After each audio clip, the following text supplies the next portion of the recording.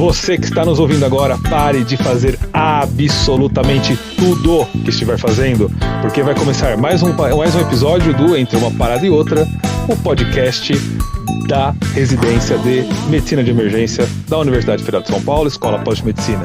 Eu, Diego Adão, supervisor do programa, estou aqui com o nosso preceptor, João Milani. Fala, João, tudo bem? Tudo bom, Diego? Tudo bem? Obrigado. Estamos tranquilo. Hoje estaria conosco também doutora Amanda, porém a Amandinha teve um problema técnico aqui, não conseguiu entrar com a gente nesse episódio, mas ela estará presente em tudo que nós vamos conversar, porque ela participou esta semana com o João. Eles organizaram um simulado de desastres, catástrofes, e esse é o tema do nosso episódio. Quanto tempo vocês demoraram, João, para organizar o simulado? Nossa, a organização já a gente vem organizando esse protocolo já há algum tempo. A gente tinha o plano desde o começo do ano, mas a organização propriamente de todos os três cenários que a gente criou para esse treinamento dessa semana foi mais no último mês. A gente demorou quase um mês aí para conseguir organizar tudo realmente. Muito tempo, né? Trabalho bem primoroso. Os residentes da Medicina de Emergência da escola, do Einstein e do Oswaldo Cruz participaram em conjunto, né, de um grande simulado que teve de desastres, como o João comentou aí, que vem sendo preparado há um mês, que foi um simulado que a gente já faz com uma certa recorrência, né, João? Com uma certa repetição aí, para treinamento, né, dos nossos residentes, e dessa vez o João e a Amanda, junto com os demais preceptores, montaram 3 cenários, né? Um que seria a queda de um avião aqui no aeroporto de Congonhas, correto, João? Isso, a gente fez 3. O primeiro foi baseado um pouco no... O primeiro foi esse, baseado um pouco mesmo no evento que já aconteceu previamente da queda de avião no aeroporto de Congonhas. O nosso segundo evento que a gente criou foi um evento não ocorrido previamente, mas tendendo para um APH e algo um pouco fora do normal, um treinamento de afogamento com múltiplas vítimas, um naufrágio de navio. Perfeito. E o nosso terceiro cenário foi uma explosão de uma bomba atômica num escalonamento de tensões dentro da guerra da Ucrânia que a gente está tendo também. Então, um cenário baseado num evento prévio, 2 cenários não baseados em eventos prévios, mas com graus variáveis de possibilidade de ocorrência. Legal. Então, a ideia, né, João, hoje é a gente aproveitar esse tema, aproveitar o simulado que teve, para bater um papo sobre desastres, catástrofes, explicar para o pessoal um pouquinho como que a gente faz um simulado e discutir o tema mesmo, né? Quais são os princípios da resposta a múltiplas vítimas aí, para todo mundo que trabalha no cenário de emergência poder ter contato. Antes de entrar no tópico especificamente da parte de assistência, vamos conversar um pouquinho da parte de educação, né? Como que monta. E o primeiro tema que eu queria te perguntar, João, é sobre a escolha do tema do desastre. Eu vi que esse ano vocês tiveram 3 temas, todos pertinentes, né? Todos possíveis. Mas ano passado, você montou um simulado em que o contexto era animais, dinossauros, num parque de dinossauros fugiam e atacavam as pessoas. Obviamente, um cenário impossível, né? Talvez daria para extrapolar como um ataque de animais, um outro tipo de agravo, mas qual que é a ideia, João? Vale a pena a gente fazer um cenário lúdico assim, tão fantasioso? Não perde a validade ou não? É o contrário, tipo... E de onde vocês tiraram essa ideia? Alguém já fez alguma coisa parecida assim? Conta aí. Então, a ideia de fazer cenários com uma tendência um pouco mais lúdica, apesar de não ser a tendência maior da maior parte das gerações de cenários, o que a gente vê, isso já aconteceu previamente, como você perguntou, já por instituições grandes, o próprio CDC dos Estados Unidos, por volta de 2013, fez um cenário também surrealístico de um desastre por uma infecção por vírus causando zumbis. Então Cara, achei isso maravilhoso, cara. Isso foi maravilhoso. foi Quando você me absolutamente contou que maravilhoso. quando você contou que teve um simulado de ataque zumbi, eu falei, não, a gente tem que fazer um de zumbi aqui, cara. Eu queria me fantasiar de zumbi pra brincar no negócio. O que eles perceberam, inclusive nesse evento que eles tiveram, foi que que um número muito maior de pessoas acabou participando. Essa preparação deles foi feita toda online, com situações online que eles criaram, mas a participação das pessoas, a aprendizagem sobre desastre, a preparação, criação de kits de desastre, eles tiveram uma resposta muito maior do que nos cenários normais que eles apresentavam antes.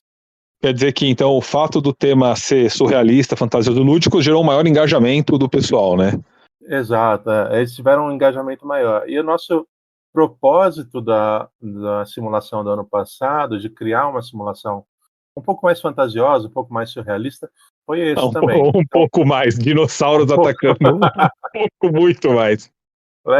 Levemente mais surrealista. É. Foi a criação mesmo um pouco mais desse engajamento, da parte lúdica mesmo, da resposta que a gente queria. Legal. Mas apesar disso, todos os pacientes que chegavam, todos os pacientes que se apresentavam ao pronto-socorro, eles vinham com lesões realistas, situações possíveis, num cenário que seria extrapolável para outras situações de desastre. Então, lesões em membro, pacientes que tinham batido de carro, esmagamento, outras coisas que, apesar de que não esperamos que aconteçam um evento de dinossauros andando pelo meio da rua, são situações que são possíveis em situações diferentes. Né? Ah, legal. Então você pega um tema lúdico que gera engajamento e coloca como storytelling, como background, para a galera se motivar a rir. Mas aí depois, conforme for acontecendo, a resposta ao desastre, ela guarda os princípios para qualquer outro tipo, né? Então, dá para treinar Exato. realmente a equipe com isso, né? Exato. A gente não vai treinar a equipe para uma situação de fuga de dinossauros, mas a gente vai treinar para uma situação de múltiplos acidentes, queda de estruturas, esse tipo de coisa, todas essas coisas foram Legal. testadas junto. Legal. Então, o primeiro ponto aí seria para quem quiser montar escolher o tema, né? E você pode então escolher um tema que já aconteceu, tipo queda de avião. Você pode escolher um tema com potencial chance de acontecer mais próximo de nós, tipo um afogamento, um ônibus que caia dentro de um rio, um navio, um barco que naufrage, etc. A gente pensar aqui na capital, né? Poderia um ônibus, né? Cair dentro do Rio Tietê, por exemplo. Ou alguma coisa em maior escala, mas ainda assim possível, né? Tipo um ataque nuclear, um ataque militar, um cenário de guerra. Ou você pode ir para alguma coisa mais lúdica mesmo, né? Tipo zumbis, dinossauros, extraterrestres. Não, você precisa fazer um de extraterrestre, cara. Tipo, uma invasão de aliens. Uma invasão de aliens vai ser boa. E aí, João, É uma fala. possibilidade. Não, pensando é uma possibilidade, a gente pode considerar para os próximos. Sensacional. E aí, João, uma vez que você definiu o assunto, quais são os pilares que você quer que o residente treine? Você deu para entender que vai ter alguma coisa mais de administração, de resposta? Pelo que você falou, vai ter alguma coisa de assistência mesmo, né? Então chegou com a lesão. Quais são os pilares que você se baseia para uma resposta a desastre? Bom, no caso da simulação propriamente dita, tem vários tipos de simulação com vários tamanhos, com vários graus diferentes de envolvimento do que você quer que possa ser feito. Então, desde exercícios menores, em que você vai fazer um seminário, uma coisa simples, só de introdução à ideia de desastre, como foi a aula que a gente teve há algumas semanas atrás também. Ou você pode fazer algo maior, desde um exercício propriamente dito com mãos à massa, que foi o exercício que a gente colocou para R1 e R2. Ou você pode ter um exercício maior, um jogo maior, que foi o que a gente fez para os R3, mas com foco em gestão, né? Então, isso vai depender inicialmente de qual que é o escopo que você quer ter naquele tipo de exercício, que vai focar quais são as habilidades que você vai treinar ali. Então, desde cenários menores, em que, como os cenários dos residentes R1, R2, o que a gente fez foi focar nas habilidades de gestão de desastre na situação local mesmo. Então, eu estou na sala de emergência, eu estou no pré-hospitalar, me vejo numa situação em que eu tenho múltiplos pacientes para atender. Então, como que eu organizo a equipe que eu tenho, eu organizo os materiais que eu tenho, os suprimentos que eu tenho, para conseguir atender aqueles pacientes da melhor forma possível, né? Certo. É. Na ideia de desastre, você vai lembrar que a gente perde um pouco, muda um pouco o nosso foco, né? Enquanto na medicina, de uma forma geral, a gente foca em prestar o melhor cuidado possível, o melhor cuidado baseado em evidências, lógico, para cada paciente. Na medicina de desastre, a gente muda o nosso foco para o atendimento do maior número de pacientes que possa apresentar melhora, né? Tá. Então, às vezes, um paciente que teria uma solução, uma situação que poderia até melhorar de acordo com a implementação de recursos numa situação normal, como você está numa situação de recursos reduzidos, esse paciente talvez tire recursos de outras pessoas que vão sobreviver recebendo esses recursos. Então, Interessante. saber manejar a situação era o nosso foco com os R1s e R2. Legal. Então, a outra dica que a gente dá, depois que a gente escolher o cenário, é definir um objetivo educacional para um público específico, né? Então, Exato. talvez se eu for fazer simulações para R1s, R2, que estão começando agora a formação, eu posso focar eventualmente no atendimento das vítimas, numa triagem, para definir recurso. Se eu for focar em R3, eu posso de repente pedir para montar um comitê de crise, para eles organizarem a planta do local, os acionamentos, alguma coisa mais administrativa e de gerência, né? Isso, é que foi o que a gente acabou fazendo nesse último simulado agora essa semana. Legal.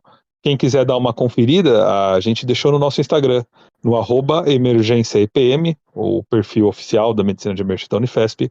Tem lá alguns stories, algumas publicações para você darem uma olhada. E aí, João, agora saindo um pouquinho da parte acadêmica em si, indo para É. o assunto propriamente dito, o que eu considero um desastre? Existe um número mínimo de vítimas, ou como a discussão é recurso, eu posso ter um desastre com pouquíssimas vítimas se eu estiver num local, por exemplo, sem recurso? O que o termo traz por trás? Quando a gente fala leigamente, assim, dá a impressão de que é um evento súbito, que de repente vai chegar muita gente no hospital, mas o conceito é esse ou não? Qual que é o conceito de desastre? Não, o conceito de desastre como você colocou mesmo, é uma questão mais de recursos. E no caso, a gente não considera só recursos de coisas. Eles chamam de 3 S's. Em português, o certo seria 3 E's, provavelmente. Os 3 E's são equipe, espaço e equipamentos ou outras Tipo coisas que stuff, você... seria stuffs em É, inglês? isso, staff, space e stuff. Então, é todas Tá. as outras coisas que você tem. Qualquer um Então, desses três... ah, Não, pode falar, aham. desculpa. Não, não, não, não. Eu ia perguntar se é para qualquer um ou tem que ter os três? Isso. Para qualquer um deles, você vai considerar o que a gente chama de situação normal. Então, que você considera, numa situação normal, o hospital deve estar por volta de uns 80% da capacidade total dele. Então, 80% da equipe, 80% do espaço, 80% das coisas sendo utilizadas, com 20% de espaço, equipe e coisa, servindo como um colchão para cada paciente que possa chegar a mais, ou ou menos variando nessa situação inicial, né?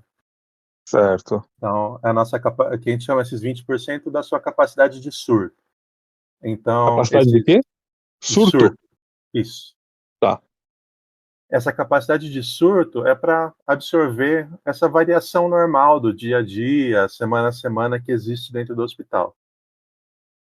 Acima desses 20%, se você chega num ponto em que você está usando a equipe para muito mais do que do que a equipe conseguiria normalmente ser utilizada, ou você está utilizando espaços para coisas que esse espaço não é propriamente projetado para ser utilizado, ou você está com falta de equipamentos, tendo que fazer troca de equipamentos ou medicações, você já está num cenário de crise. A ideia do desastre é qualquer evento, ele não precisa ser um evento súbito, mas qualquer evento em que o número de vítimas cause danos tanto para equipe, coisas ou espaços, além do que aquele local consegue absorver normalmente. Então, um João, desastre... desculpa te cortar, mas porque a pergunta é inevitável. Então, a maior parte dos hospitais públicos vive em situação de desastre. A maior parte dos hospitais públicos vive em situação de crise, Não seria tecnicamente um desastre, porque não é um evento causando isso. É uma situação Que triste, de... a realidade é causando isso. É uma situação de crise constante. Você está num cenário de crise constante, mas como você não tem um evento promovendo isso, tecnicamente não é um desastre. Você está só num cenário de crise interminável. Entendi. Mas a base da falta, da escassez de eu estar passando o limite é meio parecida, né? Exatamente.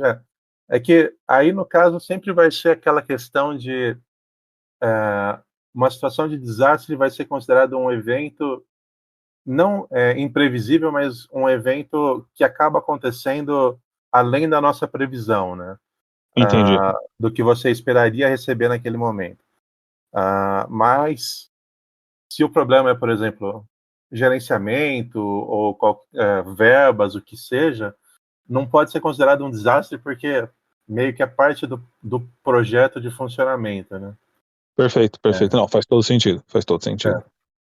E aí, João, uma vez que o desastre aconteceu, né? Ou eu estou me preparando para ele, o que eu tenho que ter de recurso ou de estratégia meio que planejado? Eu sei que o assunto é muito longo, não daria para a gente falar tudo aqui, mas se fosse separar, tipo assim, 3 coisas principais. Por exemplo, você tem que, na hora que aconteceu o desastre, eu fiquei sabendo que um avião caiu e chegaram vítimas. O que eu tenho que estar preparado para responder? Eu tenho que ter, tipo, uma sala, eu tenho que dar cargos novos às pessoas, eu tenho que solicitar alguma coisa que eu não tenho próxima para alguém. Qual que seria um mini passo a passo, assim, ou um checklist pequeno que você poderia contar para a gente, assim, do o que tem que ter, como se preparar para responder a um desastre? Sim. Existem alguns passos básicos que a gente considera que devem fazer parte do planejamento de qualquer hospital, de qualquer serviço, para responder a situações de desastre, né? Então, resumindo um pouco, a ideia é que você sempre tenha, inicialmente, a primeira coisa que você tem que fazer de qualquer forma é criar um sistema de comando, que a gente chama de sistema de comando de incidente, ou em São Paulo a gente usa bastante o SICOI, mas é que a ideia é mais ou menos a mesma, o que é o sistema de comando de incidente, né? E isso você vai gerenciar todo o desastre a partir do SICOI, ou SCI. Colocando uma pessoa na cabeça desse SICOI como comandante da operação, de preferência a pessoa com maior conhecimento sobre desastre, especialmente aquele tipo de desastre que você está enfrentando, e criar a estrutura toda do SICOI, ela não é tão complicada, mas ela é bem estruturada para conseguir se organizar tanto em tamanho quanto em duração, de acordo com cada tipo de desastre. O segundo passo que você tem que criar é partir para um design de triagem que você vai usar. E a triagem, nesse caso, vai depender de uma série de questões. Então, se você está no hospital, você está recebendo pacientes já triados de uma situação pré-hospitalar, como no caso dos pacientes do nosso primeiro cenário, que era o acidente no aeroporto, como que vai ser a sua triagem secundária desses pacientes, uma vez que eles chegam dentro do hospital, como é que eles vão receber o cuidado. Ou se você for numa situação mais primária, com uma situação de APH, como foi o segundo cenário, o cenário do naufrágio, como que eu vou fazer o atendimento desses pacientes que estão todos chegando nesse momento sem nenhum tipo de atendimento prévio. Aí o seu terceiro passo é avaliar a sua capacidade de surto, aquilo que a gente falou, daqueles 20%, quanto que eu tenho desses 20% disponíveis, e tentar aumentar eles o máximo possível. Então, se eu tenho centros cirúrgicos que não estão sendo usados ou que vão ser usados para cirurgias não urgentes, talvez segurar essa cirurgia e guardar os leitos cirúrgicos para pacientes que vão chegar ou em situação de trauma, precisando de uma cirurgia de emergência. Olhar na UTI, ver quais pacientes têm alguma capacidade de ser retirados, aumentar o número de vagas na UTI para eu conseguir subir esses pacientes com mais facilidade. E avaliar também equipamentos, monitores, ventiladores, tudo que eu possa tirar de outros setores que estão com menor necessidade nesse momento para ajudar a sala de emergência, que vai ser o local de atendimento inicial desses pacientes, e aumentar a capacidade de surto para a gente não entrar em crise, numa capacidade de crise na emergência. O nosso quarto passo é segurança, lembrar que é uma situação grave em que as pessoas estão assustadas, elas estão agitadas, e se não tiver uma segurança bem definida, uma proteção grande para a equipe, você põe em risco a sua equipe e os pacientes que estão recebendo o cuidado. A segurança é muito importante nesse momento. O quinto passo é garantir a capacidade de comunicação da equipe, não só dentro da equipe, dentro do sistema de comando, mas do hospital ou do sistema que você está criando, o sistema de comando, com a parte externa. Então, tanto passar notícias dentro da equipe, para a equipe saber quais são os leitos que estão livres, qual é o protocolo de triagem que a gente está usando, quais são os recursos novos que a gente tem, e também receber informações e passar informações para fora pela imprensa. Tem que tudo ficar focado numa pessoa só, para que essas informações não saiam desorganizadamente do hospital e não cheguem desorganizadamente à equipe que está atendendo. Outra coisa importante, nosso sexto passo em geral, é avaliar a nossa logística, os suprimentos, avaliar se a gente tem suprimento suficiente para aquela situação, se não tem em nenhum outro lugar para receber, para descer para a sala de emergência, pedir recursos a mais dos seus fornecedores, é sempre bom avaliar, e avaliar, se você tiver aquela capacidade de surto, onde que esses equipamentos, suprimentos estão. E o nosso sétimo passo é ativar a equipe de recursos humanos, para que você consiga trazer mais pessoas para participar desse sistema de comando de incidentes, para participar do atendimento desses pacientes, para ajudar a aumentar a sua equipe. Sempre o nosso objetivo a gente não vai conseguir voltar para a capacidade normal inicialmente, mas tentar manter dentro da capacidade de surto, para não entrar na capacidade de crise, e daí ter que decidir quais pacientes vão receber que tipo de cuidado. Desculpa se eu me prolonguei muito. Não, muito pelo contrário. Eu acho que você simplificou algo que é extremamente complexo, né? Acho que quem não estudou o assunto ainda, ou quem está começando agora, vê o quão complexo é. E aí acho que a gente amarra com o que a gente começou a conversar. É algo tão complexo assim, para um evento que é tão raro, né? Não é toda hora que acontece desastre, não tem como esperar acontecer para se preparar, né? Tem que ter isso treinado, simulado, previamente escrito e treinando de tempos em tempos, né? E simulando periodicamente para toda a equipe ter pelo menos uma mínima noção e a gente poder testar no nosso serviço o que dá para fazer e o que não dá, né? Exato. Esse é o grande propósito do sistema das criações de simulação de desastre. A ideia, você tendo um protocolo bem definido dentro da instituição, qual que é o seu protocolo de desastre, as simulações se tornam aplicação do protocolo e desenvolvimento de melhorias dentro desse protocolo, né? A gente realizou esse treinamento, avaliamos que tinha esse problema, tá um pouco difícil a parte de comunicação, tá fugindo informação, a gente está recebendo informações falsas, onde que a gente pode melhorar dentro do nosso sistema. É para isso que serve a simulação.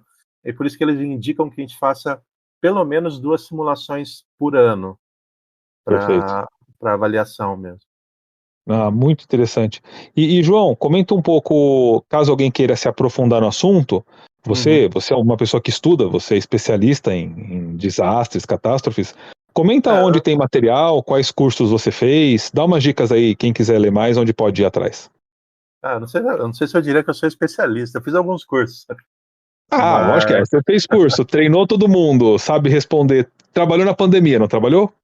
Trabalhei na pandemia, Respondeu aos nossos desastres na pandemia, você é especialista. Tem algumas fontes que são boas. A fonte principal, quem mais produz nessa parte de desenvolvimento, de simulação, de preparação de desastre, é a FEMA, né, dos Estados Unidos, junto com a Homeland Security de lá. Eles fazem isso bastante. Eles têm tem alguns cursos, na verdade, são mais de um, específicos para sistema de criação de simulados de desastre. Você fez, né? Eu não oficialmente, extraoficialmente. Tá. Você tem que ser um cidadão dos Estados Unidos para participar, eu não sou, mas tem como assistir às aulas de uma forma geral. Legal. Eu consegui avaliar por uns contatos que eu tenho.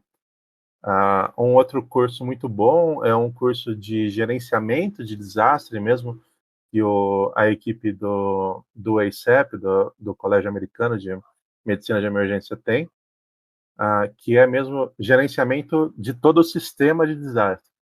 Como o sistema de desastre deles é bem estruturado, eles têm esses cursos de gerenciamento em que passa desde do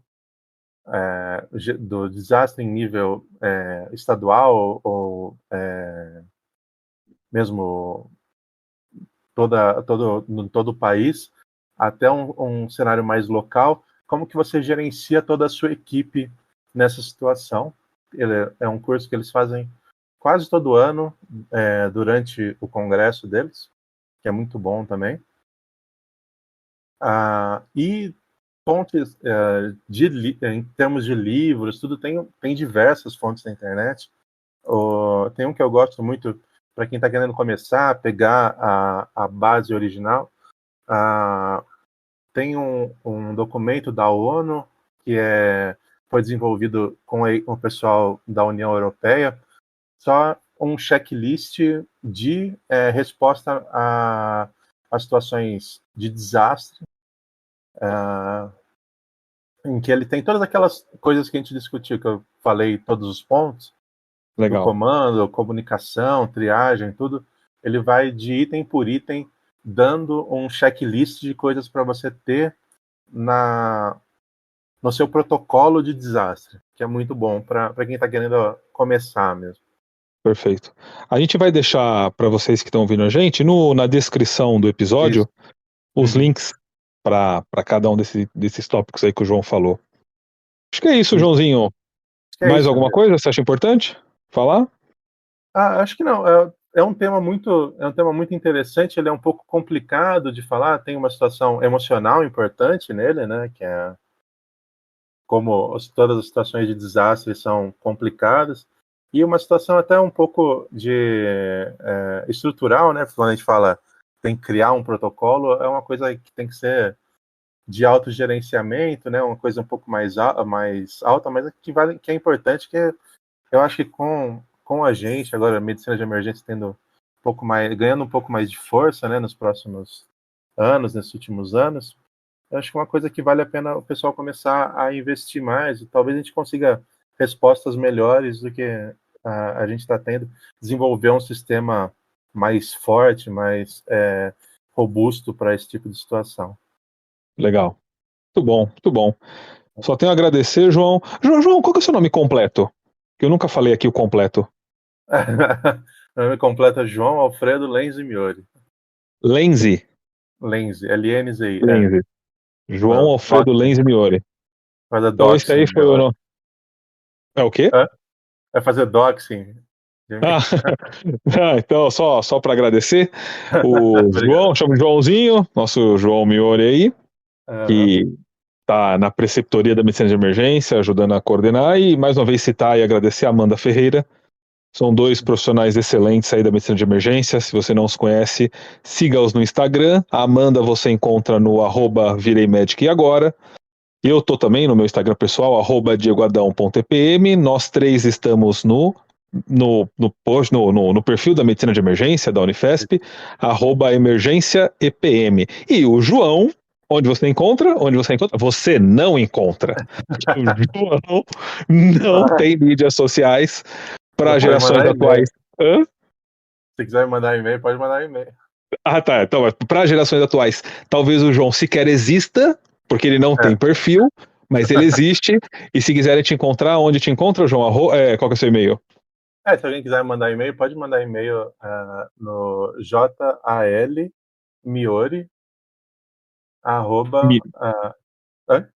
Miori, M-I-O-R-I, né? Miori. Isso. Tá. É isso, exato. @huhsp.org.br. Muito bom, muito bom. E se vocês quiserem montar uma simulação de desastres na instituição de vocês, pode mandar um e-mail para o João também, que a gente dá esse tipo de consultoria. A gente consegue ajudar vocês a montarem um simulado, a gente tem bastante experiência nisso, o João é expert no assunto. A gente treina a sua equipe também. Certo. Fechou, João? Certo, muito obrigado, Diego. Eu que agradeço. Então este foi mais um episódio do Entre uma Parada e Outra, o podcast da Medicina de Emergência da Escola Paulista de Medicina da Universidade Federal de São Paulo. Até a próxima.